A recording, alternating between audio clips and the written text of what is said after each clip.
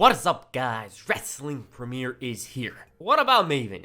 Yeah, I forgot to make a video on him. He wasn't really a standout during the Ruthless Aggression era, but for some reason I like him. Maybe it's because he's the first tough enough winner, or because he beat CM Punk clean, who knows? Yeah, I have a soft spot for Maven. The dropkick he used to execute was so damn magnificent. And whenever somebody mentions the best dropkicks, one of the first names I think of is Maven Huffman. That's one thing for sure. He didn't have that long of a run, but some of the stuff he was involved in was memorable. You know, shocking moment.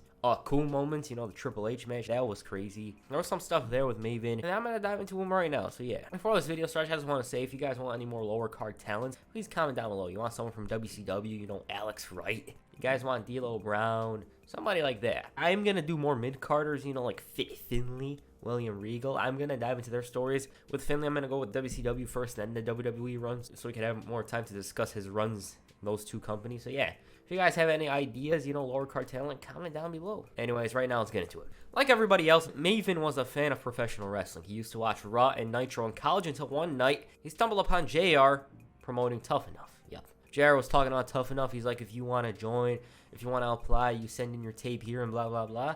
And at this point, he decides, why not, and sends in the tape. One thing to note is that Maven actually wanted to become a wrestler before this. He was actually going to go to Shawn Michaels' wrestling school. He decides, let's do it. And it's a joke. He decides to do it as a joke, thinking it's not going to happen. Eventually, they call him. He believes it's a prank, but it ends up being true. And so, he was a part of the very first Tough Enough season. Along with 12 others, Maven was vying for a WWF contract. I will dive into the whole season once I get an idea of how to structure the whole thing. But long story short, Maven impressed the trainers with his agility and innate charisma. They saw something in him. They liked his promos, his in-ring skills, good attitude, and that's what led to his victory. He beat Josh Matthews and Chris Nowinski to win that Tough Enough trophy. From here on, no matter what happens, himself and Nidia will always be known as the first Tough Enough winners. He was sent down to Cincinnati to train, specifically Heartland Wrestling Association.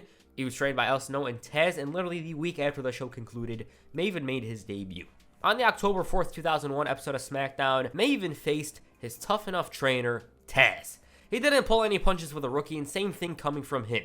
Of course, he had to punk him out, but this brought out the best in Maven, but unfortunately, it wasn't enough for the victory. Taz showed some respect to his pupil before whooping his ass. The rookie wasn't satisfied with a loss and made a challenge the following week. This time around, Al Snow gave him some vital tips. Hell, he was even guest commentator for this match. During this match, he showed a lot of heart and effort. He made rookie mistakes, of course. Taz bullies him, but he was very quick and elusive. But one mistake he made here was crucial to the result. Where afterwards, Taz was the one who got punked out. You know, it just came out of nowhere. Taz is thinking, oh, I'm going to do something to him again after trolling him, but it wasn't the case here. Maven, he was very desperate for the victory. He wasn't going to settle for second place, and so once again, the week afterwards, he fought him. Nidia, the co-winner, accompanied him to the ring, and I don't understand. Does Taz have nothing else to do? This time, the veteran was actually the one who was making mistakes. He had the match won at one point, but opted to continue a beatdown. Nidia got herself involved, and this gave Maven a huge opening when it went for the schoolboy to win his very first match in the WWF. First victory, it's in the bag.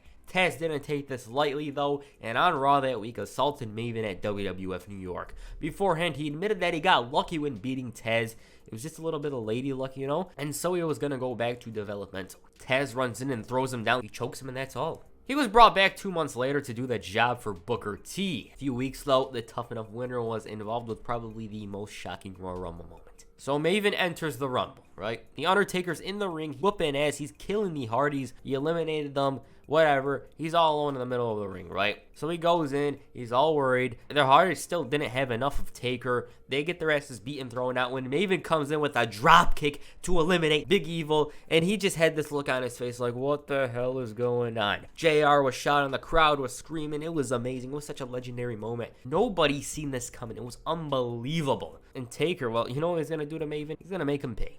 He took one of the most brutal chair shots, bled profusely, and was even thrown into a popcorn machine. There was an incentive for getting his ass beat by The Undertaker, however, that being a title match against the undisputed champion Chris Jericho the next night on Raw. As expected, he put up a fight and showed that he can hang in there. The crowd was so damn exciting, and with every near fall, JR shouting, he's making you believe that maybe it could happen. Awesome commentary. But Jericho put a stop to all of it by forcing the rookie to tap.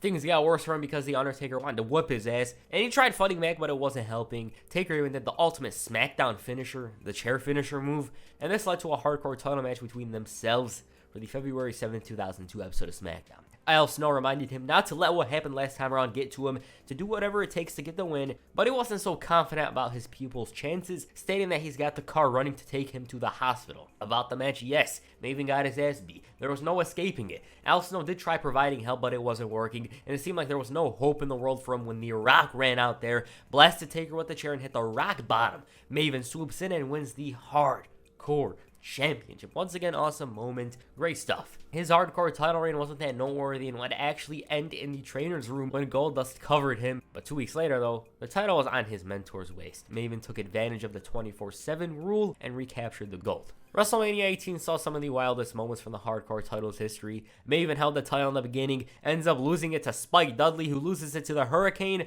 He loses it to Mighty Molly. She bumps into a door, and it's Christian. Then, the best part, Christian celebrating the victory, kisses the ugly title, prepares to ride a cab when Maven swoops in with a roll-up, and not only wins the title, but steals the poor man's cab. Of course, Christian continued being angry like he was during that time and threw a temper tantrum. So yeah, Maven's champ. Following WrestleMania, he was drafted to the SmackDown brand, and on his first night, he dropped the title to Raven. Now that he was without a title once again, he began teaming up with Al Snow in pursuit of the tag titles.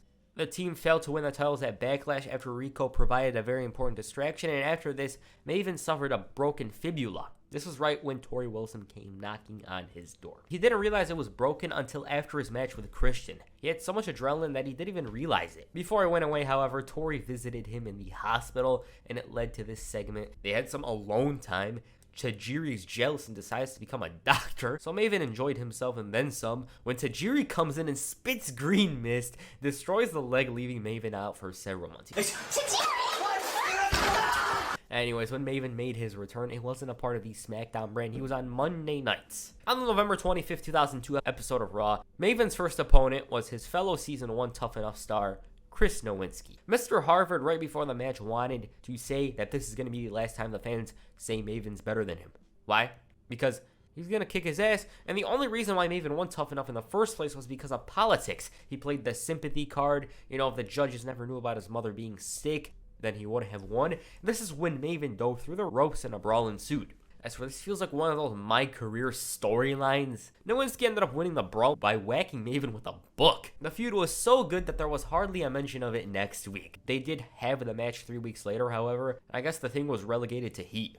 Harvard sucks chants were loud in the early going, and the match itself wasn't bad. The only problem was the fact that these guys had an issue from Tough Enough, which was a year earlier, which in WWE time was like 5 years ago. Nowinski ended up cheating to win, and from here on, Maven didn't do much notable things. He tried making another hit, eliminating The Undertaker, but this time it didn't work. He only made 2 appearances on Raw following the Rumble. One was in a Battle Royal, and the other was when he faced Triple H. In that Triple H match, he was just randomly brought out and utterly destroyed, that's all. It wasn't until the summer that he began appearing on Raw more frequently, scoring Ws, teaming up with the main eventers. He even had a mini feud with Ric Flair, but it didn't lead to much. Once again, though, he disappeared afterwards. This was because his mother passed away, and so he took time off. Upon his return, he did nothing of note, but that would all change in the fall of 2004 when Maven got the biggest push of his WWE career. On the October 25th, 2004 episode of Raw, Maven and every babyface had enough of Evolution's Reign of Terror. Later in the night, he actually beat Batista in an upset. He forced the animal into the match by delivering a slap, and he ended up pinning him clean. Batista was angry, but there was nothing he can do about it because he had backup. And at the end of the night, the locker room turned on Evolution, and this resulted in a 4-on-4 Survivor Series match. Orton, Jericho, Benoit, and Maven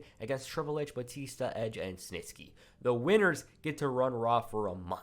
Unfortunately for Maven, he barely got to wrestle in that match due to Snitsky attacking him, but he did make his return. He didn't even last that long and was eliminated 2 minutes later. Orton ended up winning, and this meant Maven gets his chance to run Raw.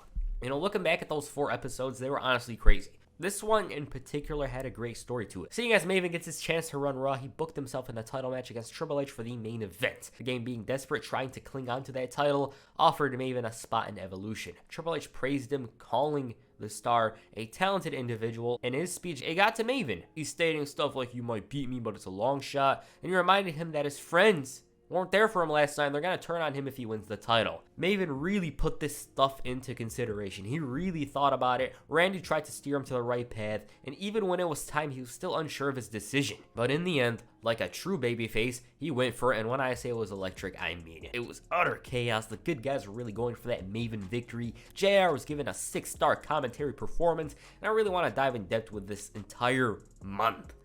Of course, Maven didn't win, but JR made us believe that it could happen. It was 4 weeks of madness. After failing to win the world title on Randy Orton's night, Maven turned heel. He was complaining about how he never won and blamed Eugene despite the match rules. He was just a whiner and William Regal had to set him straight. The turn was cemented the following week when Maven refused to let go of a submission hold. He was trolling Eugene, going for dirty tactics, and he got himself disqualified after trying to choke him out. From here, he took L's every single week, and it was no different than how it was in the past. He was just a heel now. It was the ultimate jobber to the stars, and one night he lost to Shelton Benjamin twice.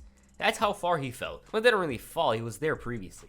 Shortly afterwards, he began teaming up with Simon Dean, and once again, nothing of note. They were a wacky duo. Simon was trying to sell everyone on his product, you know, the Simon system. And the most memorable thing they did was definitely when Stone Cold Steve Austin interrupted, and they had a little segment with him. He told Maven that he should grow his hair because he'll never be Stone Cold, and he even offered to try one of those protein shakes if Simon drinks a Stone Cold beer. He obliged, only if it's low-carb beer. Then he tried working off the calories, and it was Austin's turn. He didn't like the shake and called it a ripoff. Maven attempted to promote it in a way Austin might like, and Simon accidentally poured the damn drink on him. He assaulted both men, stomped a mud hole and walked it dry, and hit the stunner on both of them. The team were just there. They did challenge for the World Tag Team titles, but they never won them. They ended up disbanding for no reason, and Maven had his final televised match on the June 13th episode of Raw, where he was squashed by Viscera. On July 5th, 2005, Maven and a bunch of others were released from WWE, and that's his run. He never went to TNA, which I find odd. He did wrestle a bunch of dark matches for them, though. Either they didn't want to sign him, or he didn't want to go. I don't know. The reason why he was released, from what I could find, is because he never progressed as well as they hoped. Yeah, that's his run. You could say they expected too much out of him, or he failed, or whatever. But at the end of the day, he has 3 hardcore title reigns, got to challenge for the world title a couple of times, and that alone is more than what most accomplish. And I read about what he thinks about the industry and what he did in the past and whatever. He enjoyed the time he was hanging out with Randy Orton, Mark Jindrak, Batista, all those guys. He really enjoyed traveling on the road. He enjoyed wrestling in general, so yeah. Nowadays, he seems to be doing good for himself. We've seen him on the bump. He even said he might return to wrestling, so who knows. Last time he wrestled was about 4 years ago, so there's that. I personally feel never got a fair shot as a heel. You know, he was absolutely annoying just watching him now. I feel they could have given him more time to develop as a proper heel. You know, he started to get into it. He was actually improving towards the end, but he was gone. They released him, so yeah. Also, did I mention that he has an awesome theme song? What do you guys think of Maven? Please comment down below. And that's it for this video. Make sure you hit a drop kick on the like button. Perhaps the backstabber on the subscribe button. Peace. I'm out.